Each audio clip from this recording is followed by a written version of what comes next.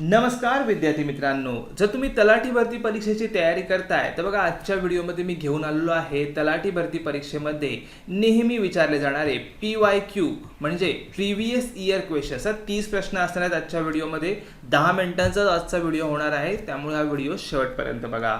आजच्या प्रश्नांना सुरुवात करण्यापूर्वी जर तुम्ही MPSC किंवा इतर कोणत्याही स्पर्धा परीक्षेची तयारी करताय तर लगेच बघा अनअकॅडमी हा प्लॅटफॉर्म जॉईन करा. बघा अनअकॅडमी या प्लॅटफॉर्मच्या साहाय्याने तुम्ही लाईव्ह शिकू शकता घरात बसून. तुम्हाला कुठेही बाहेर गावी जायची गरज नाही आहे आणि अनअकॅडमीवरील टॉप शिक्षक तुमची परीक्षेची परिपूर्ण तयारी करून घेतात. बघा जर तुम्हाला करंट अफेअर्सबद्दल मॅगझिन्स हवं असेल, तुम्हाला माहितीच असेल करंट अफेअर्स किती महत्त्वाचे असतात या स्पर्धा परीक्षेसाठी, आणि जर तुम्हाला मॅगझिन्स हवं असेल तर अनअकॅडमी प्लॅटफॉर्मवर या. आणि बघा राज्यसेवा, PSI, STI, ASO, departmental PSI या सगळ्या एक्झामसाठी अनअकॅडमीवर एकच सबस्क्रिप्शन तुम्हाला घ्यावं लागते. तुम्हाला वेगवेगळं सबस्क्रिप्शन घ्यायची गरज नाही आहे. तर बघा लिंक डिस्क्रिप्शन बॉक्समध्ये दिलेली आहे. सोबत आपला कूपन कोड SM22 वापरा, तुम्हाला 10% अजून डिस्काउंट भेटून जाईल. बघा एकदा का तुम्ही हा प्लस सबस्क्रिप्शन घेतलात की 6 तारखेपासून एक बॅच सुरू झालेली आहे, ती बॅच सुद्धा तुम्हाला जॉईन करता येईल. तर चला मग विद्यार्थी मित्रांनो, आजच्या या 30 महत्त्वाच्या प्रश्नांना सुरुवात करूया. बघा 30 पैकी तुम्हाला किती प्रश्नांची उत्तरे माहिती होती ती मला शेवटला कमेंट करून नक्की सांगा. सगळ्यात पहिला आजचा प्रश्न आहे की मधुमेह करिता खालीलपैकी कोणती चाचणी करतात. तर बघा मधुमेह करिता HbA1c म्हणजे काय, हिमोग्लोबिन A1c याचा अर्थ असतं की रक्तातील साखरेचं प्रमाण जाणून घेण्यासाठी ही टेस्ट केली जाते.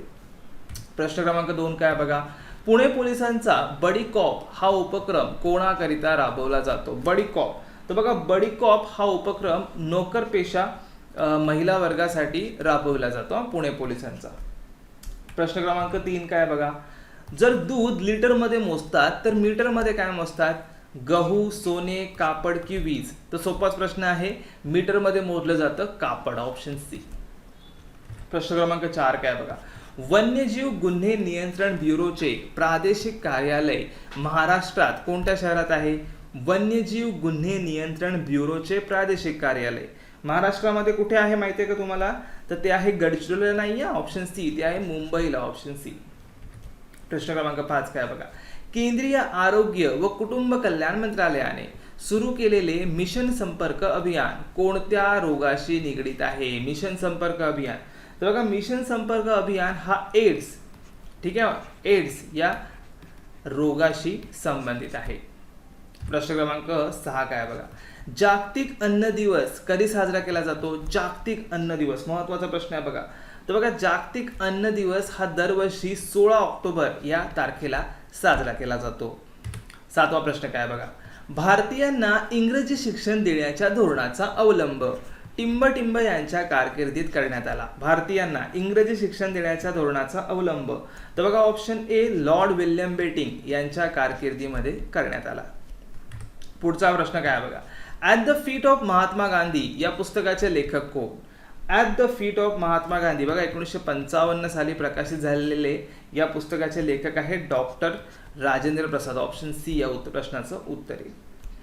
बघा प्रश्न क्रमांक 9 काय दिलाय, पुण्याच्या टिंब या महाविद्यालयीन विद्यार्थ्याने हॉटसन या हंगामी गव्हर्नरवर गोळ्या झाडल्या. हॉटसन या हंगामी गव्हर्नरवर गोळ्या कोणी झाडल्या होत्या. तर बघा ऑप्शन या प्रश्नाचं उत्तर येईल ऑप्शन बी, वासुदेव बळवंत गोगाटे. ठीक आहे, लक्षात ठेवा, वासुदेव बळवंत गोगटे या महाविद्यालयीन विद्यार्थ्याने हॉटसन या हंगामी गव्हर्नरवर गोळ्या झाडल्या होत्या. प्रश्न क्रमांक 10 काय बघा, अभिनेते कमल हसन यांनी स्थापन केलेल्या राजकीय पक्षाचे नाव काय. कमल हसन यांच्या राजकीय पक्षाचे नाव आहे MNM म्हणजे काय, मकम निधी मय्यम. ठीक आहे, मकम निधी मय्यम हे कमल हसन यांच्या राजकीय पक्षाचे नाव आहे. प्रश्न क्रमांक 11 काय बघा, ग्रामपंचायतीची तपासणी करण्याचा अधिकार कोणाकडे आहे. बघा जर ग्रामपंचायतीची तपासणी करण्याचा आहे तर त्याचा अधिकार कोणाकडे आहे, तर तो आहे महसूल आयुक्ताकडे, ऑप्शन डी.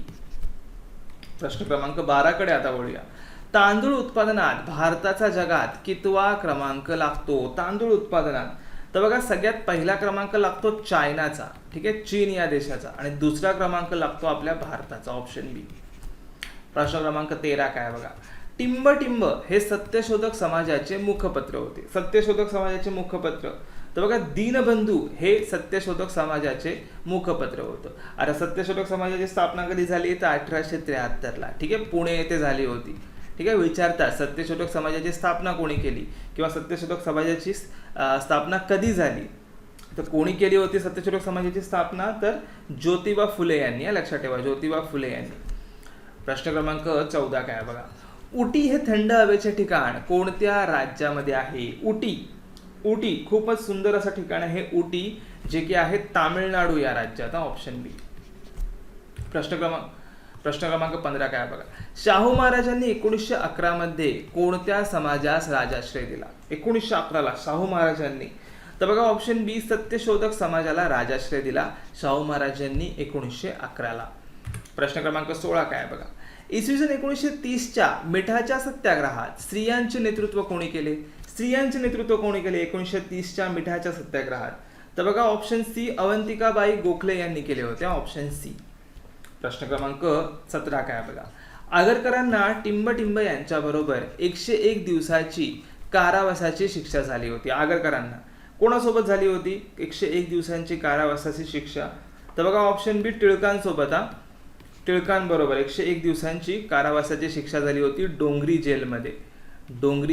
लक्षात ठेवा. प्रश्न क्रमांक 18 काय बघा, टिंब ही भारतातील सर्वात लांब हिमनदी आहे. सर्वात लांब हिमनदी भारतातील ती आहे सियाचीन. ठीक आहे, सियाचीन ही भारतातील सर्वात लांब हिमनदी आहे. प्रश्न क्रमांक 19 काय बघा, खालीलपैकी कोणता वायू हवेपेक्षा हलका आहे? कोणता वायू या चारपैकी सांगा बघू, CO2, H2S, SO2 की NH3? तर बघा NH3 म्हणजे अमोनिया. लक्षात ठेवा, अमोनिया हा वायू हवेपेक्षा हलका आहे. प्रश्न क्रमांक 20 काय बघा, गावातून गोळा केलेल्या जमीन महसुलातील टिंब वाटा ग्रामपंचायतीला मिळतो. सांगा बघू किती टक्के वाटा हा ग्रामपंचायतीला मिळतो? जो गावातून गोळा केला जातो ना जमीन महसूल, त्यातील किती टक्के वाटा? तर बघा 30% वाटा हा ग्रामपंचायतीला मिळतो. Option D. प्रश्न क्रमांक 21 काय बघा, इसवी सन 1932 मध्ये टिंब या तरुणीने पदवीदान समारंभात बंगालच्या गव्हर्नरवर गोळ्या झाडल्या. कोणत्या तरुणीने माहिती आहे का तुम्हाला? पदवीदान समारंभात बंगालच्या गव्हर्नरवर गोळ्या झाडल्या होत्या. तर बघा ऑप्शन बी उत्तरेला वीणा दास या तरुणीने गोळ्या झाडल्या होत्या. प्रश्न क्रमांक 22 काय बघा, 1 सेंटीमीटर बरोबर किती इंच? तर बघा 1 सेंटीमीटर बरोबर 0.393 इंच. ठीक आहे, 0.393 इंच. ठीक आहे, लक्षात ठेवा. आणि 1 इंच बरोबर किती? 1 इंच बरोबर किती? ते 2.54 सेंटीमीटर. लक्षात ठेवा. प्रश्न क्रमांक 23 काय बघा, चौरी चौरा या घटनेनंतर टिंब ही चळवळ संपुष्टात आली. चौरी चौरा या घटनेनंतर, तर बघा चौरी चौरा या घटनेनंतर असहकार चळवळ ही संपुष्टात आली होती. प्रश्न क्रमांक 24 काय बघा, मुंबई कामगार संघाची स्थापना कोणी केली? IMP क्वेश्चन आहे, विचारला गेला होता मागच्या वर्षी. मुंबई कामगार संघाची स्थापना कोणी केली होती? तर बघा नारायण लोखंडे यांनी. हा लक्षात ठेवा, 1890ला मुंबई कामगार संघाची स्थापना केली होती. 25वा प्रश्न काय बघा, दुसरी गोलमेज परिषद टिंब साली भरली. दुसरी गोलमेज परिषद सांगा बघू, दुसरी गोलमेज परिषद. तर बघा दुसरी गोलमेज परिषद भरली होती 1931ला. ऑप्शन बी. प्रश्न क्रमांक 26 काय बघा, लोकसभेमध्ये अविश्वासाचा ठराव मांडण्यासाठी किती सदस्यांचा पाठिंबा असणे आवश्यक आहे? अतिशय महत्त्वाचा प्रश्न आहे.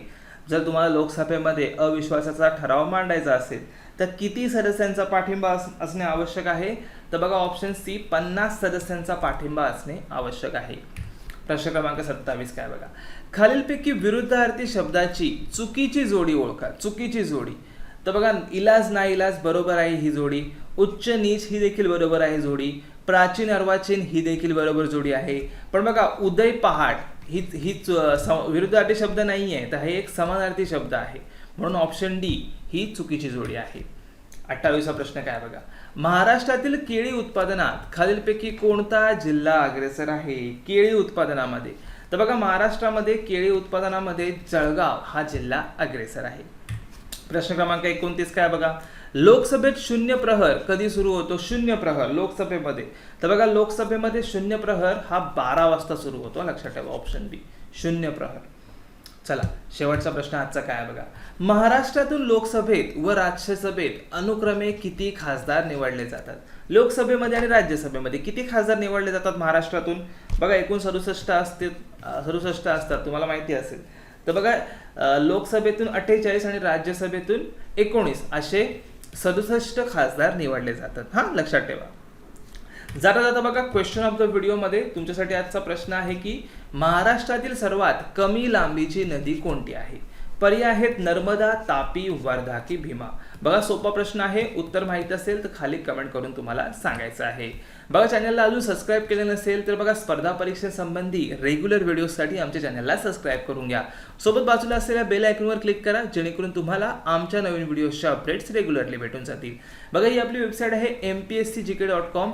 MPSC आणि इतर स्पर्धा परीक्षांसंबंधीचे प्रश्न तुम्हाला या वेबसाईटवर भेटून जातील. तर चला मग विद्यार्थी मित्रांनो भेटूया MPSC GK अकॅडमीच्या पुढील व्हिडिओमध्ये. आमचा हा व्हिडिओ बघितल्याबद्दल धन्यवाद.